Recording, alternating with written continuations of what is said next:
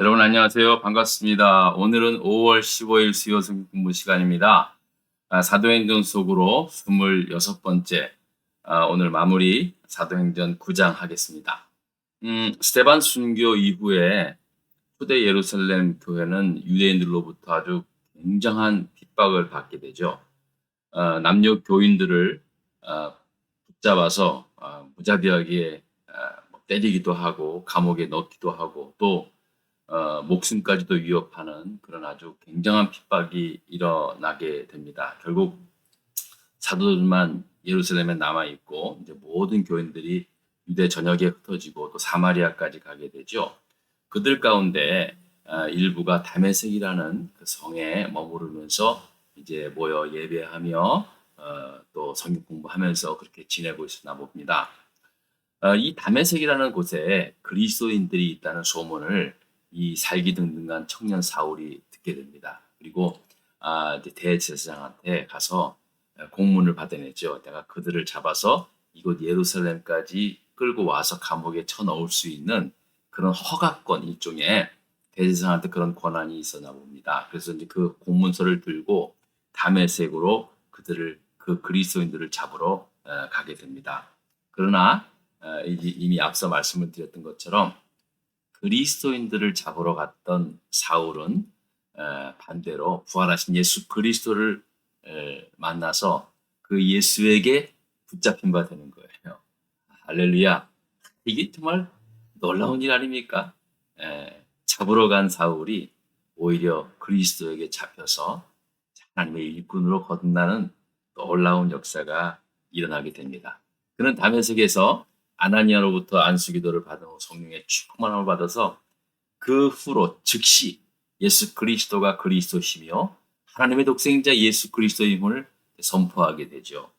자, 그렇게 됐을 때 이제 이를 심히 여긴 유대인들이 이제 그 사울을 죽이려고 계획을 합니다. 이 사실을 알게 된 사울은 한밤중에 굉장히 급박했었나 봅니다. 그래서 한밤중에 광주리에 자기 몸을 담아서 그 다메섹 성경을 타고 내려와 다메섹 성을 빠져나와 다시 이제 예루살렘으로 돌아가는 그 내용이 9장에 있는 것입니다. 자, 그런데요, 이 사도행전 9장을 보면은요, 사울이 다메섹에 빠져나서 바로 예루살렘으로 내려간 곳으로 이제 이렇게 순서상에 보면 그렇게 돼 있어요. 그런데 이 사울이죠, 사울. 사울이 나중에 바울이 되지 않습니까? 제가 약간 헷갈리는데 여러분들 이해하시기 바랍니다.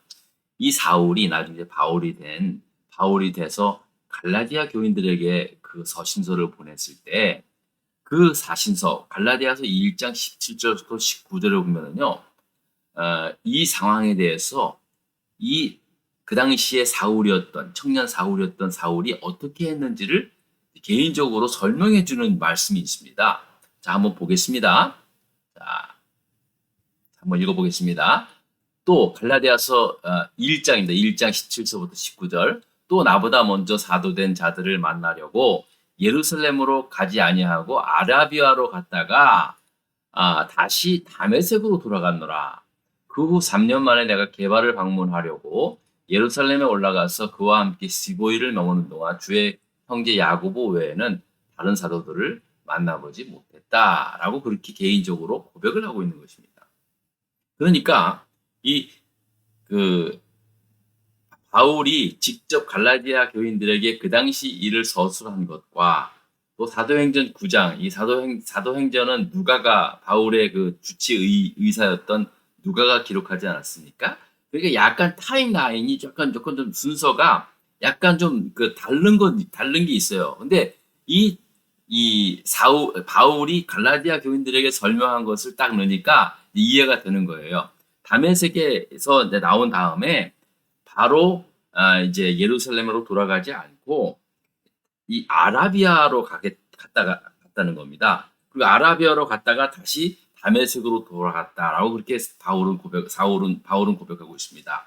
그리고 그 후에 3년 만에 게바를 방문하려고 예루살렘으로 갔다가 그와 함께 15일을 머무는 동안 이제 야고보 형제, 주의 예수님의 형제 야고보 외에는 다른 사도를 보지 못했다라고 그렇게 하고 있습니다. 그러니까 갈라디아서 말씀을 통해서 봤을 때 이제 3년 만에 베드로가 사도들을 만나러 예루살렘에 가게 되었던 거예요. 이게 맥스텐드가 이게 이해가 되는 게 맥센스가 되는 게 뭐냐면 그 당시 다메섹에서 광주리에 몸을 담고 바로 빠져나왔는데 그 소문이 예루살렘까지 안 가겠습니까? 근데 그 즉시 예루살렘을 갔으면 이, 이 사울의 목숨이 절대로 그 안전을 답보할 수 없었을 겁니다.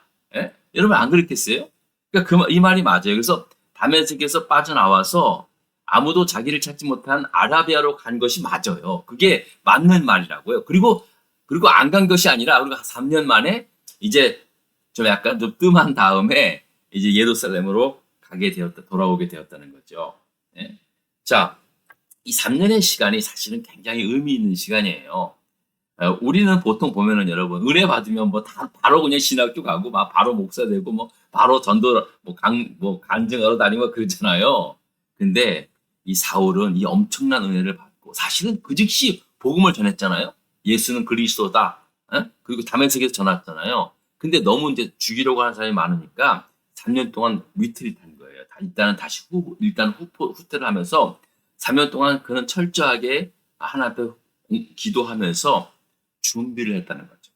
그러니까 여러분 사울이 바울된 이 과정에 그냥 뭐 은혜 받고 부활하신 예수님 만났고 할렐루야 그리고 바로 절하고 뭐 그냥 뭐 전도자가 되고 그런 게 아니라 3년의 기간이 있었다는 거예요. 그래서 우리 신학교가 3년이 되었지 않았는가 그런 생각을 좀 해보긴 하지만 어쨌든 간에 이 위대한 복음 전도자 바울이 사울이었을 당시에 예수님을 만나고 그 누구도 경험하지 못했던 그런 놀라운 은혜를 받았음에도 불구하고 그는 3년이라는 시간을 통해서 철저하게 주의 종으로 훈련받았다는 것을 여러분 잊으셔서는 안 된다는 거죠.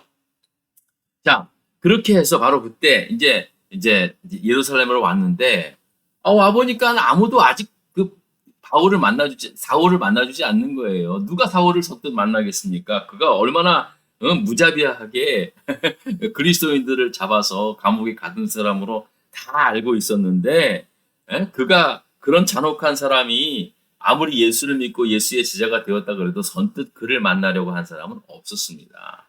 없었다는 거예요. 그래서 이 갈라디아서 교인들에게 자기가 게바를 만나러 갔는데 그를 만나지 못하고 주의 형제 야고보 외에는 아무도 만나지 못했다는 말도 맞기도 하는 거예요. 예?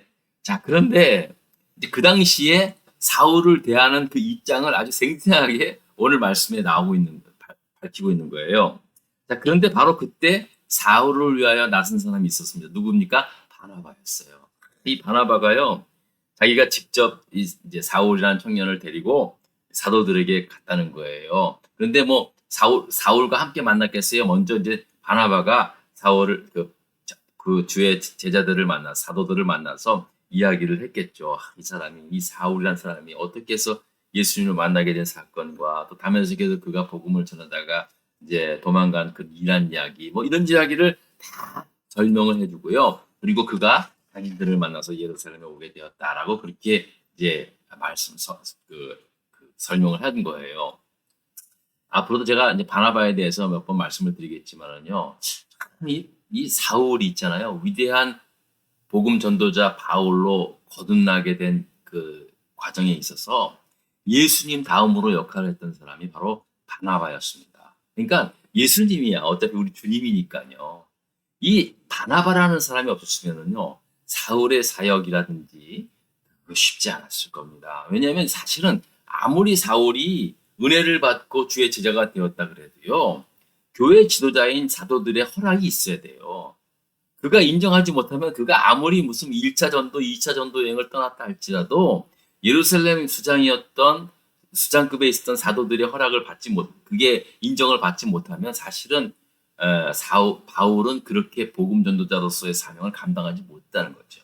근데 그 역할을 했던 사람들 가운데 물론 다 하나님의 뜻이었지만 이 바나바를 통해서 이 사울이 그렇게 성장할 수 있다는 사실입니다.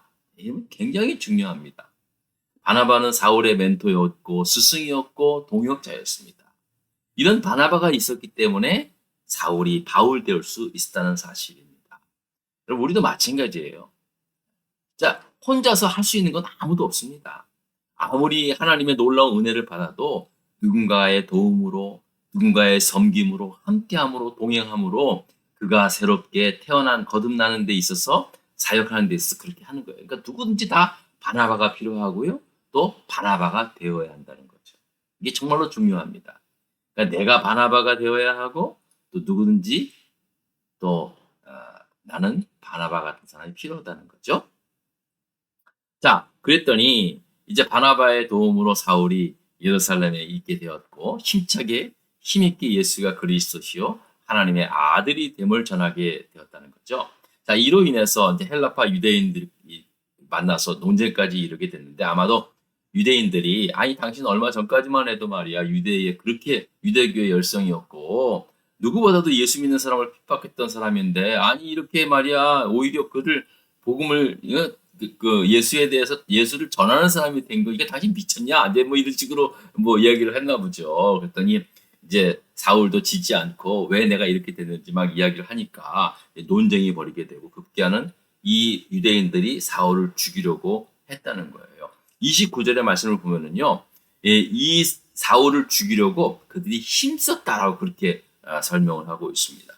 결국 아무리 안 될 것 같아서 아무래도 안 될 것 같아가지고 이 사울의 주변에 있는 사람 형제들이 이제 사울을 권면해서 사울을 데리고 가이사랴에 가서 가이사랴에 내려가서 사울의 고향인 다소로 보내게 된 거예요. 그래서 다소에 이제 사울이라는 청년은 바나바가 그를 다소에 있는 사울을 데리고 오기 전까지 사울은 다소에서 고향 다소에서 머무르게 되었다는 사실입니다. 자, 어쨌든 이 사울 이 사람의 변함으로 말미암아 온 유대와 갈릴리 사마리아 교회가 더욱더 튼튼해지고 부흥하게 되었다는 거예요.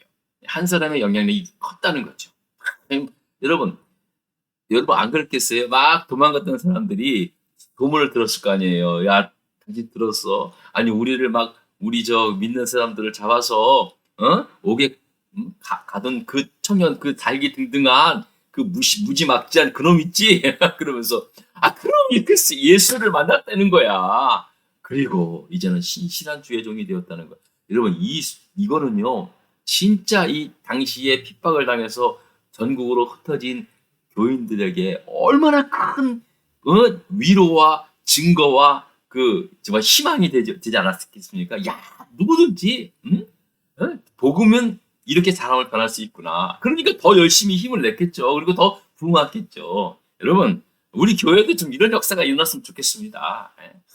진짜 사람들이 봐도 저 사람은 다른 사람은 다 안 변해도 다른 사람은 다 변해도 저 사람은 절대로 변하지 않을 거야. 저 사람은 절대로 교회 나오지 않을 거야. 그런 사람이 교회 와서 변화되고 신실한 주의 종이 된다면은요. 우리 가 얼마나 너무나 좋겠어요. 함께 예배하는 우리 모두에게 얼마나 큰 은혜가 되고 그 사람 볼 때마다 얼마나 은혜가 되겠습니까? 그리고 또 이 소문이 또 주변의 사람들이 퍼져서 정말 예수 그리스도를 만남으로 사람이 저렇게 변했구나. 그거를 우리가 또 한번 같이 나누면 얼마나 교회가 더 강건해지겠습니까? 여러분 우리 코발리스 하는 장로교회도 이러한 역사가 반드시 일어날 수 있기를 주의 이름으로 기도하십시다. 기도하십시다. 자 그리고 이제 바로 이제 그 다음의 본문이요. 갑자기 이제 베드로 사도의 근황으로 이제 넘어오게 됩니다.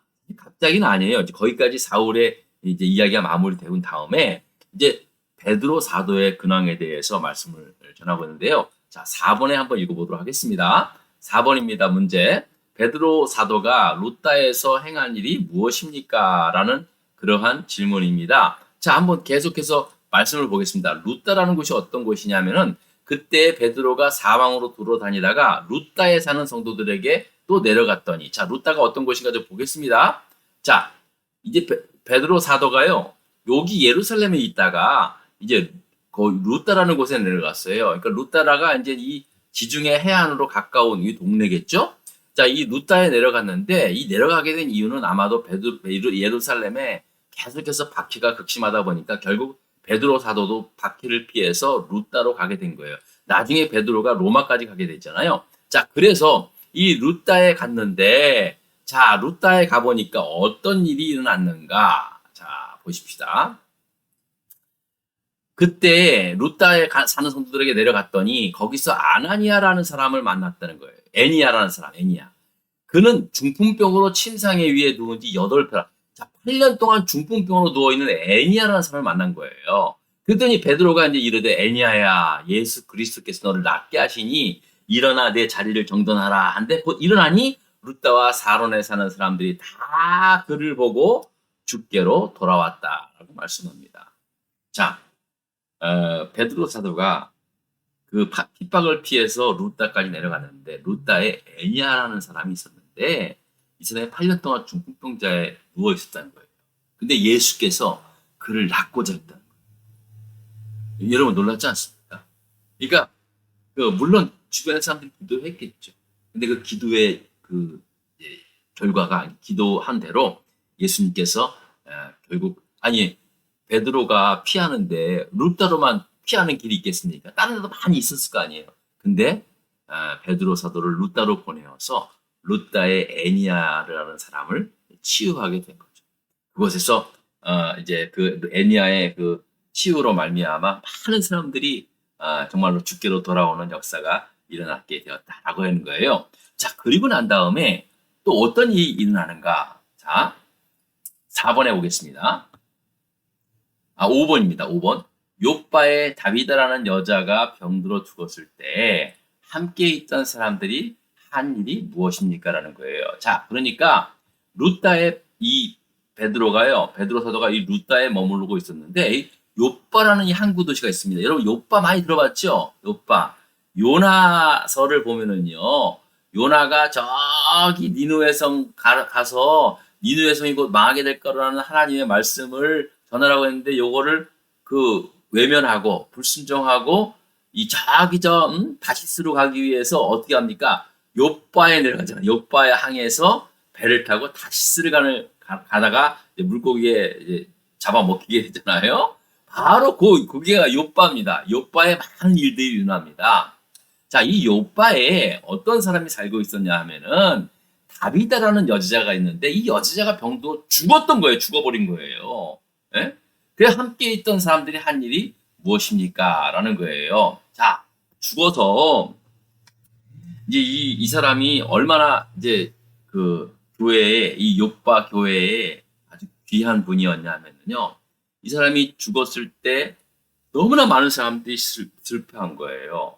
왜 그러냐면 사실 이 사람이 그동안 욥바의 교회를 섬기면서 선행과 구제하는 일을 그 누구보다도 정말로 열심히 했던 분 같아요. 그래서 많은 사람들이 진짜 그의 선행과 그의 구제를 안 받아본 사람이 없을 정도로 그렇게 했던 거예요. 그래서 모든 사람이 사랑했던, 존경했던 분인데, 그만 이분이 어떤 병에 걸렸는지 그냥 죽어버리게 된 거예요. 너무나 슬펐죠.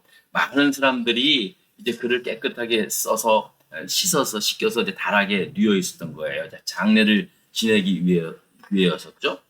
그런데 이분들이 마침 이 루다의 욥바의 바로 위에 루다잖아요. 다시 한번 또 보겠습니다. 자, 지도로 보면 더 좋아요. 자, 지금 욥바에 이 다비다라는 여제자가 이제 죽어가지고 있었는데 마침 이 루다에 사도 베드로가 와 계시다는 소문을 들은 거예요. 그래서 욥바에 있는 교인들이 이미 다비다는 죽었지만 두 사람을 빨리 보냅니다. 베드로 사도에게. 예? 그래서 빨리 여기 오시라고.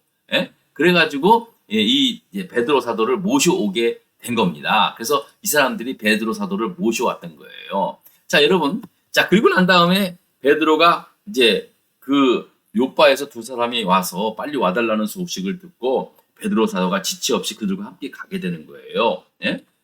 그것도 참 하나님의 역사죠. 이게 베드로가 마치 이게 사람들이 하는 것 같지만 정말 성령께서 이 마음을 감동시켜서 아직 모든 것이 다 짜 있는 것처럼 다 이루어지는 거예요. 자, 그랬을 때 가보니까 이제 사람들이 막 울고 있는 거예요. 다비다라는 여제자의 시신을 두고 막 우는 거예요.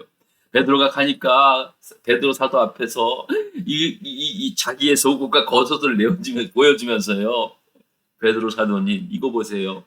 이 죽으신 이 다비다라는 여제자분이 이렇게 우리에게 이런 거 다 만들어서 우리에게 입히고 나누고 섬겼던 그런 분입니다. 이분이 죽었어요. 살려주세요. 막 그렇게 막 울면서 이제 막 그렇게 이야기를 했나 보죠. 베드로가 무슨 마음이 들었는지 그 베드로의 심령 가운데 성령이 역사했겠죠. 그 사람들 다 내보냅니다. 내보낸 다음에 베드로 사도가 다비다를 향하여 말합니다. 다비다, 일어나라. 그렇게 베드로 사도가. 그랬더니 어떻게 일어나냐면 놀라운 기적이 일어나는 거예요. 자, 한번 말씀 보겠습니다. 아이고, 자, 이게 제가 또 성경 구절을 넣는 걸 좀 미스를 했네요. 자, 제가 한번 읽어보겠습니다. 39절의 말씀입니다. 40절의 말씀입니다. 베드로가 사람을 다 내보냈어요. 그래 무릎을 꿇고 기도했다는 거예요. 무릎을 꿇고 기도하고 돌이켜 시체를 향하여 이르되 다비다야 일어나라 하니 그가 눈을 떠 베드로를 보고 일어나 앉은지라. 와, 여러분 놀랍죠? 저는 막 그냥 갑자기 와 베드로 사도가 갔을 때 침착하게 사람들 다 내보내고 무릎 꿇고 기도하면서 얼마나 기도했는지 모르죠. 여기서 시간이 안 나왔으니까 기도하다가 확신이 들었나 보죠. 그래서 확신이 왔을 때 다비다를 딱 향해서 다비다야 일어나라. 그러니까 다비다가 번뜩 일어나는 거예요. 할렐루야. 예? 여러분 믿습니다. 저는. 예? 이 놀라운 일로 인해서 요바에 있는 교인들이 얼마나 기뻐했겠습니까? 얼마나 기뻤어요. 진짜 내가 사랑하고 내가 존경하는 그 다비다라는 여제자가 살아났으니 얼마나 내가 살아난 것보다 더 기뻤어요. 내 아버지, 내 어머니, 내 형제가 살아난 것보다 더 기뻤겠죠. 보다 기뻐했고 정말 온 교회 요바에 있는 교회와 교인들이 큰 기쁨과 감사와 영광을 하나님께 올렸으리라 믿습니다. 여러분 저는 이 말씀을 읽으면서요 그랬습니다. 여러분 제가 늘 말씀을 드리지만 여러분 육신이 죽은 거나 영혼이 죽은 거나 사실은 뭐 다를 게 없어요. 특히 영혼이 죽어 있는 건요 정말로 그건 차라리 육신이 죽으면 하나님 나라 예수 믿다가 육신이 죽으면 하나님 나라도 가죠. 아무리 육신이 잘 건강하고 자라서요 예수를 안 믿으면 그 영혼 어떻게 되겠습니까? 죽은 영혼 어떻게 되겠습니까? 여러분 저는 맨날 기도하기를 아무튼 우리 교회가 죽은 영혼 살리는 교회, 병든 영혼 치유하는 교회, 잠자는 영혼 깨우는 교회.